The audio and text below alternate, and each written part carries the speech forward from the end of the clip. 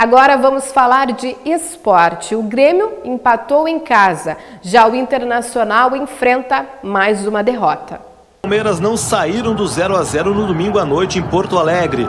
O tricolor criou algumas oportunidades, mas desperdiçou e agora está a 5 jogos sem vencer. Com o empate, o time diminuiu para 3 pontos a distância para o G4, após a derrota do Corinthians para o Santos. A equipe tem 37 pontos contra 40 dos paulistas. Na próxima quarta, o Grêmio enfrenta a Ponte Preta em Campinas. Já o Inter não conseguiu conquistar 2 vitórias na sequência. Saiu ganhando do Atlético Paranaense logo aos 2 minutos. Arthur colocou a bola na área, Ailon cabeceou para Valdívia fazer 1-0.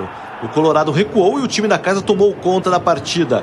Após escanteio, a bola sobrou para Pablo fazer 1-1. Na volta para o segundo tempo, foi a vez dos paranaenses marcarem um gol relâmpago. Léo lançou para a área e Pablo virou o jogo de cabeça, contando com a ajuda de Danilo Fernandes e William, que se atrapalharam no lance. Na quinta, o Inter recebe o Vitória no estádio Beira-Rio. O time baiano é inimigo direto na luta contra o rebaixamento.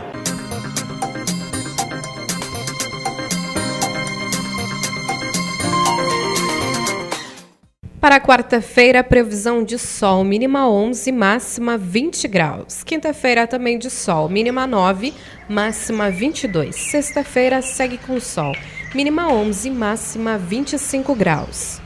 A Câmara dos Deputados decidiu nesta segunda-feira cassar o mandato do deputado Eduardo Cunha, do PMDB, acusado de ter mentido ao afirmar que não possuía contas no exterior em depoimento na CPI da Petrobras no ano passado. Assim, Cunha perde o mandato e fica inelegível por 8 anos devido à lei da ficha limpa. A cassação foi aprovada por 450 votos a favor, 10 contra e 9 abstenções. 470 deputados participaram da sessão, incluindo o presidente da casa, que só votaria se houvesse empate. Ao deixar o plenário após a votação, Cunha ouviu gritos de "Adeus, Cunha" e "Fora". Acho que é bastante improvável fatos no sentido mais significativos, que possam mudar o rumo do país. Contudo, pequenos fatos, novas denúncias aqui e ali, me parece que é possível. Contudo, também parece claro que ontem foi o fim de um grande ciclo político. Obviamente que Eduardo Cunha, toda a estrutura do governo que vinha até então, possui especificidades de um grupo em relação ao outro. Contudo, eles faziam parte da mesma macroengrenagem, ou seja, de como o país funcionou nos últimos anos. Acho que a cassação do Eduardo Cunha ontem, principalmente pelo número de votos, significa que o sistema político, de uma certa maneira, que ia por fim a um ciclo político, que vinha produzindo um grande desgaste. Seja para atores individuais, seja para partidos do ponto de vista isolado, mas para todo o sistema político. Acho que a decisão de ontem, ela, de uma certa maneira, do ponto de vista macropolítico, encerra um ciclo que o Brasil viveu nos últimos anos. O doutor em Direito, o professor Gilmar Bedin, salienta a situação da ex-presidente Dilma Rousseff e do ex-presidente Luiz Inácio Lula da Silva. É muito difícil assim imaginar assim, um pouco os desdobramentos da Lava Jato, mas parece, no sentido mais evidente da ex-presidente Dilma, que não há fatos que conectem diretamente a pessoa dela, que é diferente da figura jurídica dela enquanto presidente. Claro, tem a questão de que ela era presidente do Conselho da Petrobras, quando foi comprado a questão da refinaria de Passadena, mas me parece assim que dificilmente para questões mais pessoais que haja na engrenagem da justiça elementos mais evidentes para uma condenação. Um pouco diferente é a situação do ex-presidente Lula, que aí envolve, por exemplo, questões mais pessoais, como o sítio de Atibaia, como a questão do triplex, como a questão de algumas denúncias que têm sido feitas no sentido mais objetivo.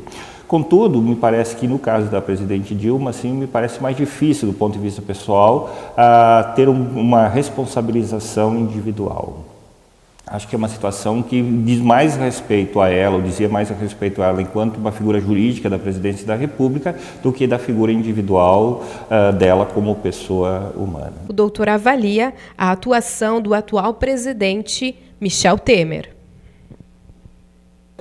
Perfeito. Na verdade, o governo Temer tende a ser um governo, eu dizer, como o termo provisório indica, ou seja, um governo de baixa adesão popular com alguma densidade institucional, pela trajetória pessoal, parlamentar que tem o presidente Temer. Essas questões das reformas, há muito desencontro dentro do próprio governo e não há propriamente hoje uma proposta trabalhista do governo, uma proposta de reforma previdenciária do governo. Há falas mais isoladas.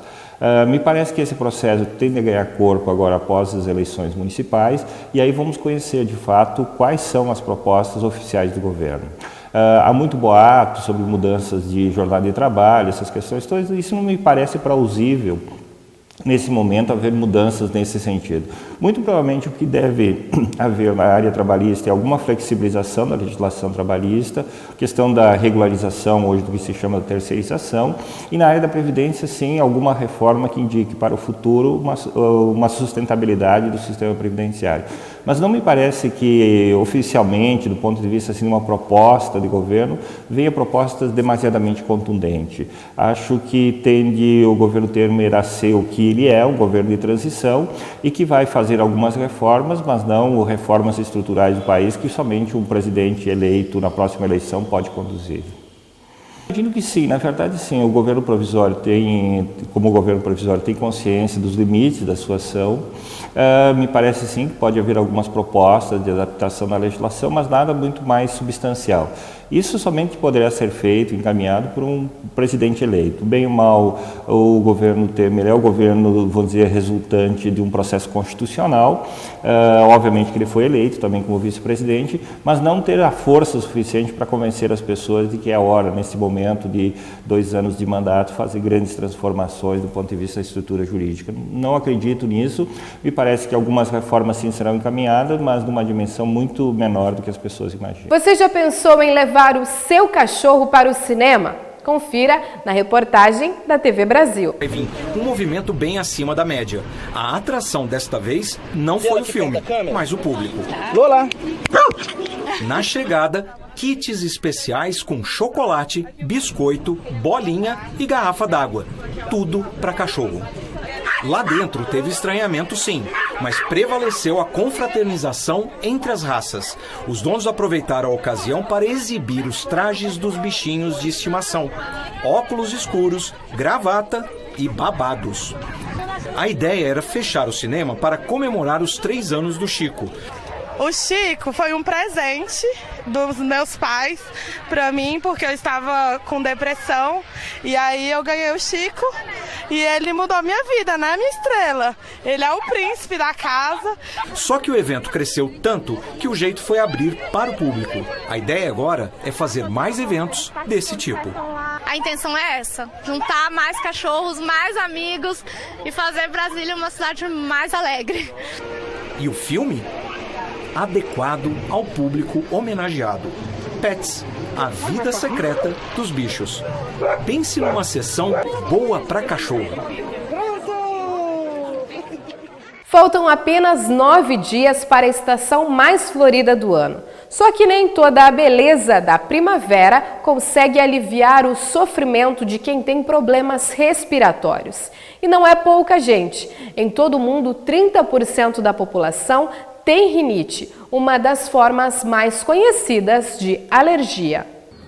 A primavera ainda nem chegou e já inspira cuidados. A estação, que começa no dia 22, não é famosa apenas por suas flores, mas pelas alergias. Ácaro, fungo, pólen e poluição. Estas são as 4 substâncias capazes de tirar a tranquilidade de qualquer alérgico. Com a proximidade da nova estação, esses pequenos terroristas vão ficar cada vez mais presentes no ar. E o que eles causam não é brincadeira. Essas reações alérgicas, elas são bastante extremas. A pessoa fecha as vias respiratórias, isso é uma crise de asma.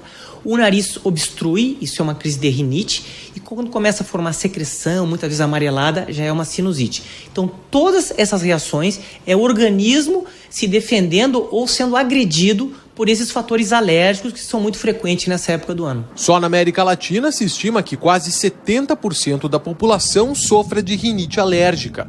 No Brasil são 30%. Gente como esta radialista que descobriu o problema aos 19 anos. Agora, grávida do 2º filho, ela enfrenta uma nova crise da alergia. Eu procurei um otorrino nos últimos dias, porque eu tive uma tosse alérgica muito forte.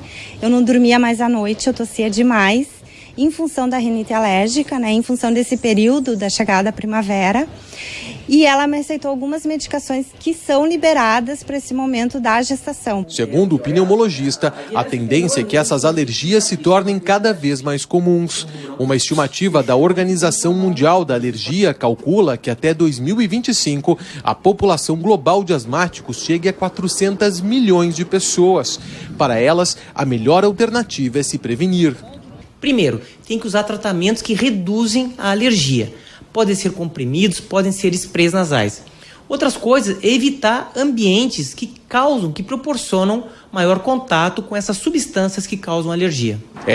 E esses cuidados precisam ser seguidos durante todo o ano, mas principalmente entre setembro e dezembro, os meses da primavera. Hoje, 13 de setembro, foi realizada a cerimônia do início da Semana Farroupilha.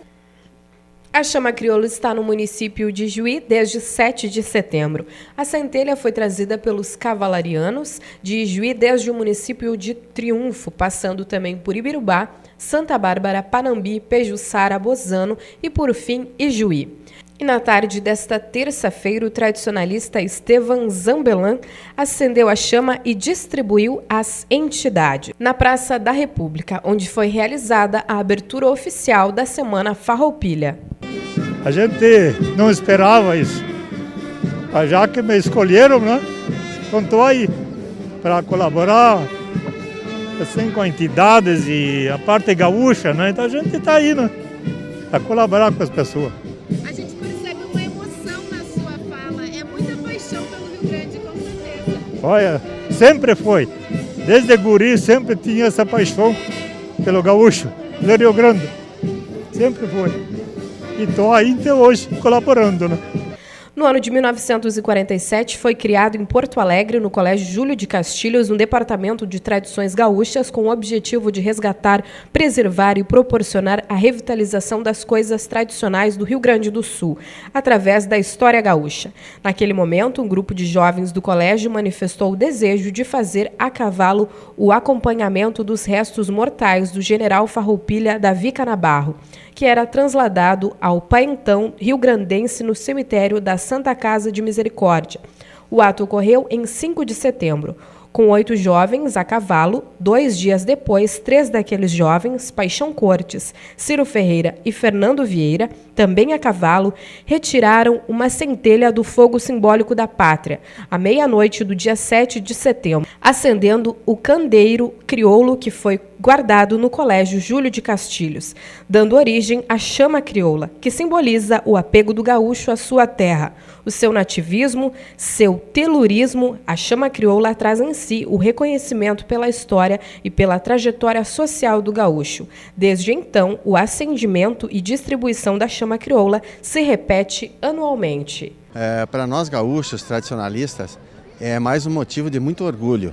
Na verdade, mais um ano em que podemos contar um pouquinho da história e da saga daqueles farrapos que há 180 anos atrás traçaram os caminhos da liberdade, o ideal farroupilha que segue, que destina os nossos caminhos por estes pagos. Então, para nós é uma honra ter o prazer de poder, numa tarde como essa, fazer um alerta novamente a todos os gaúchos. Preserve a sua cultura, preserve o seu ideal e mantenham um foco centrado na liberdade do caminho dos homens de bem. A Semana Farroupilha, que teve início nesta terça-feira e segue até a próxima terça-feira, 20 de setembro, quando acontece o desfile Farroupilha. Quem quiser saber quem sou, olha para o céu azul e grita junto comigo: viva o Rio Grande do Sul. O lenço me identifica, qual a minha procedência, da província de São Pedro, padroeiro da querência. Ó meu Rio Grande, de encantos mil, disposto a tudo pelo Brasil.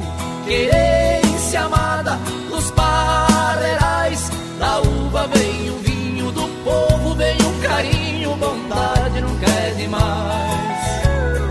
Verso de Flores da Cunha e de Borges de Medeiros,